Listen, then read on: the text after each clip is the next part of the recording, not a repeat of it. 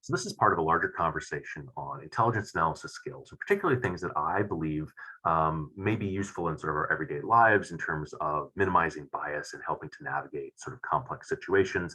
And so today I'd like to talk about Bayes' rule, which is a strategy of information updating that I think ties in somewhat to Phil Tetlock's discussion about judgment and prediction and forecasting, and its differentiation between hedgehogs and foxes. And so, just to quickly recap, hedgehogs are the creatures that know one big thing, right? Every problem they encounter, they curl up in a ball and they sort of get spiny and hopefully are able to avoid getting eaten. And so Tetlock says that if that's your strategy, if you bring the same sort of problem solving model to every problem, you're going to not do a very good job. And the hedgehogs have a tendency to engage in selective perception.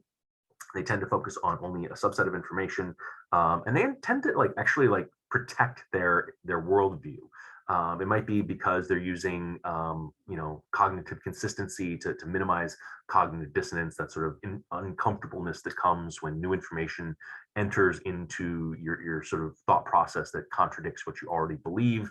They'll block out situations in which their model was wrong. Sometimes hedgehogs will even argue against the world as it is and say, well, that shouldn't have happened. My model says, my expectation says, my initial gut reaction was this. The world is wrong. The world isn't wrong. The world is complex. But hedgehogs tend to fight back against that. They'll sort of push away and say, well, that was a fluke. My model's still good. My way of approaching these problems still works. And particularly because they'll focus on the times when their model did work. Right, they'll focus on the times where it actually got it right, and they'll, rather than saying, "Well, that was just luck," that was because the stars aligned. They'll take that as confirmation that they were right all along. So Tetlock is skeptical of the strategy. He thinks that it doesn't make good use of information, and suggests that that foxes, animals that know lots of different tricks, tend to do a better job of working with the information that they have. And so I would argue, and I don't know that Tetlock would agree with me, but I would argue that foxes probably do something akin to Bayesian updating. And Bayesian updating is named after Thomas Bayes, who was a English minister, and I want to say the 1700s, around then, who's interested in this question about how do I take my existing beliefs and modify them as new information comes in, and how should that work? And he puzzled over it and came up with this equation, which he sent to the Royal Academy in London, and the greatest mathematicians of the day poured over and said, yes, that looks amazing. This is great. This is a great insight into probability and statistical theory. And then it sort of sat on the shelf for a number of years, but has really been revitalized by statisticians in the past 50, 60 years. As computing power has come online, we've really been able to use Bayes' rule to maybe improve our statistical analyses and approach statistical problems in a different way. And so I'd like to kind of talk through what's happening with the equation. I know some people like math and I know some people don't. I have an example, I have a visualization, and then I'd like to talk about some of the sort of big picture conceptual takeaways from Bayes' rule that I think foxes tend to hold to. So as we begin sort of reading this equation, we'll start with the P and then parenthesis A line B parenthesis, which we would read as the probability of observing A conditional on B. So A is sort of our initial expectation. I think things are this way. And it's conditional on B, given that I've been given a new piece of evidence, which may or may not support A. I've just had this new piece of information. What is the probability of that occurring? And so sometimes we call this the posterior, this is sort of the end process of what this equation is going to give us. Then we have the probability P, parenthesis, B conditional on A, which is, okay, so I think the state of the world is this way, is a particular way. How common is it to see this piece of information in that state of the world? What is the probability that this piece of information appears if we're in a world where A is true? And then we'll multiply that on how likely is it that A actually is true, which we might call our prior, like our starting point for that belief. And then we're going to divide that by what's the probability of B. And that includes B when A is true, but also when observing B when A is not true. And this is one of the points where Bayes really has a great insight, which is we can't just look at the world we believe in and say, aha, I found more confirming evidence. Because if we look at the world that we are not believing in, we might find that confirming evidence is also found there. And that when we put all that together, we get our updated probability, our posterior. Okay, so again, not everybody loves math, but I'm going to start with the formula and then move to the example. So the example is something that it's something that comes from my research background, which is looking at conflict resolution in the context of civil wars. And it might involve a leader who's considering sitting down and negotiating with a rebel group, believing that it might be profitable that they can actually like hammer out differences and get progress and maybe end a conflict. But the rebel group starts using extremist rhetoric. And suddenly the leader sort of perks up and says, wait a second, I thought that I could sit down and negotiate with this group, but I'm hearing this extremist rhetoric. Does that mean that this group is not a group I can work with, but instead a total spoiler, right? And a total spoiler is a group that is not interested in compromise, that wants total victory or death, and will fight to the death. And so I now have to sort of figure out like how likely is it that this group is a total spoiler? How much weight should I put on this observation? And so the way that I'm going to kind of work through this problem is I'm going to sketch it out this way. I'm going to begin with an observation that the vast majority of rebel groups are actually policy focused, right? They want to achieve something. They're not interested in fighting to the death. They're looking for progress on the issue that concerns them. The total spoilers, those groups that would prefer death or total victory, are pretty rare. I'm going to put that at 5%, right? But that's the group that we're interested in. My initial assumption was that I could work with this group because the vast majority of groups are policy focused, and it would be very unlikely 5% that this group is a total spoiler. But now I'm seeing this extremist rhetoric, right? And so if we work the top part of Bayes' equation, I'll sort of focus on A being the probability that a group is a total spoiler. The first part of that equation is the probability of observing extremist rhetoric for condition when A is true. So if we're looking at that sort of upper long square, what we find is that 95% of the time, we see extremist rhetoric among total spoilers. Like that's very common. All right, so 95% goes in the top. But we're going to multiply that by 5%, because extremists, total spoilers, are actually only a small chunk of the overall story. So that 95% times 5 is what's going to be on the top, and then the bottom is the probability of observing extremist rhetoric.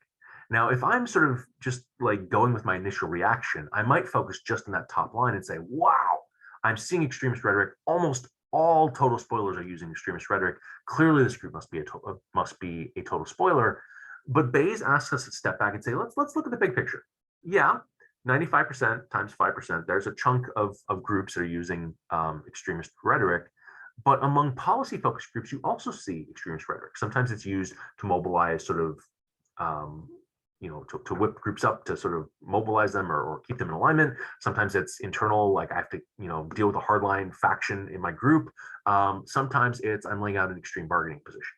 So we do see policy-focused groups using extremist rhetoric about 30% of the time. And so I could multiply that 30% times the 95%, add it to the 5%, multiply the 95%, and that gives me my overall probability of observing extremist rhetoric. And in fact, across all groups, extremist rhetoric occurs 33.25% of the time.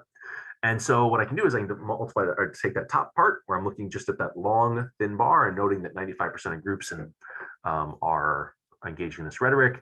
I can divide it by that sort of overall, how often do we see this rhetoric? And I can find that my probability of a group being a total spoiler after I've observed that they're using extremist rhetoric is maybe about 14.3%, right? Which is definitely higher than I might have expected, right? I was maybe starting out thinking it's probably only about 5%. I've almost tripled that, but it's nowhere near the 95% that I would have expected if I had just focused on that sort of top row, that top bar, and said 95% of total spoilers use this extremist rhetoric.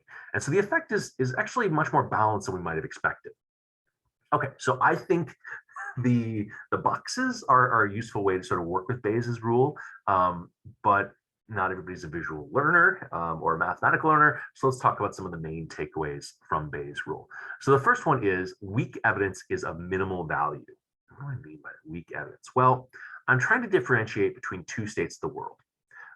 And so if I am looking at a situation like this, I have fairly strong evidence. What that means is that on the top, that sort of long bar, total spoilers are almost always using this extremist rhetoric.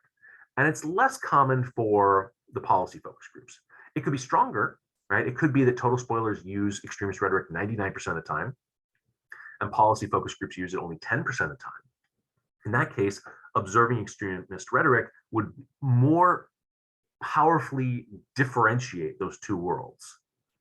Weaker evidence would make it so that they're sort of closer together, right? Total spoilers are using extremist rhetoric 55% of the time, and policy focused groups are using it 50% of the time. And therefore, just simply observing that doesn't really help us distinguish between those two different states of the world. So weak evidence is a minimal value, and we shouldn't adjust our expectations overly much on that. Secondly, I would say new evidence is most helpful for equal probability events. So in this situation, the probability of being a total spoiler versus a policy-focused group, they're pretty extreme, right? 5% versus 95%. But if it was 50-50, and you give me a new piece of information, that new piece of information is going to change my mind to a greater deal than it would have if we're in sort of this more extreme situation. Just because I don't have a strong expectation that's going to adjust things. So all things being equal, when we don't know, when it's sort of uncertain, it could go either way, new information tends to be most useful. Principle 3, strong evidence, right? So clearly differentiating, that confirms our expectations, right? So I'm thinking we have that most groups are policy-focused groups, right? That's my initial expectation. If I find additional evidence that they're policy focused groups, that's going to probably budge my expectation only a tiny bit. Strong confirming evidence makes a minimal impact, whereas strong contrary evidence against your expectation matters a lot. And so that's sort of the scenario that we talked through, where I had sort of an overwhelming sense that total spoilers were rare, policy focused groups were common, and then I see something that points and says maybe they're actually total spoilers. So that's the kind of information that's going to be helpful, that should adjust our expectations, but it probably matters a lot less than we think. And the reason for that is that we oftentimes focus just on that larger bar at the top and that percentage when we really need to think about the overall picture. And so we are going to see an update, we are going to see a change, but it's maybe not as much as we would assume if we were just sort of doing this analysis without sort of stepping back and asking these kind of questions that Bayes asks us to ask. And so I think these are the useful takeaways from Bayes' rule that help us to really point to when information should cause us to sort of pause and say, I need to really update and change my expectations, and when it maybe doesn't. And if this seems a little difficult to use, I will say this. There are structured analytic techniques, particularly the analysis of competing hypotheses method, that kind of work with Bayes' rule and help us identify those situations where the information is maybe pointing us away from our expectations, and we maybe need to adjust to accommodate that. And so this is kind of laying the foundation for some of the conversations to come about structured analytic techniques and how we can use information and weigh information in a way that helps us to navigate the world.